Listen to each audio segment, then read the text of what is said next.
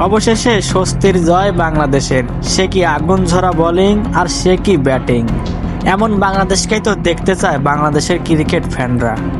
এদিন শুরুতে টসে জিতে বাংলাদেশ আগে বোলিং নেয়। বোলিংটা শুরু করেন দুর্দান্ত, বিশেষ করে এই দিনে দুর্দান্ত ছিলেন মোস্তাফিজ।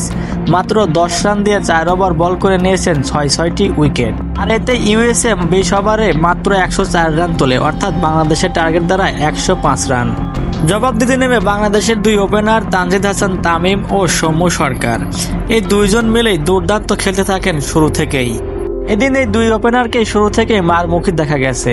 এমন টি-20 মেজাজেই তো বাংলাদেশের ব্যাটিং লাইন আপ দেখতে চায় ক্রিকেট ভক্তরা। ছোট্ট টার্গেট তারা করতে নেমে পাওয়ার প্লের ভেতরেই সৌম্য ও তামিম মিলে তুলে ফেলেন 48 রান। 6 ওভারে 48 রান নেওয়ার পরে থেমে যাননি এই 2 ওপেনার। এরপরে আরো মারমুখী হয়েছেন এই দুইজন। 9 ওভারের ভেতরে 83 রান তুলে ফেলেন বোর্ডে। তখনও বাংলাদেশের আর কয়েকটা রান দরকার ছিল। শেষ পর্যন্ত 39 বলে 50 করেন তানজিদ হাসান তামিম, নিজের ক্যারিয়ারের 3য় 50 এটি তার। আর মাত্র 12 ওভারের মধ্যেই বাংলাদেশ ম্যাচটি জিতে নেয় 10 উইকেটে।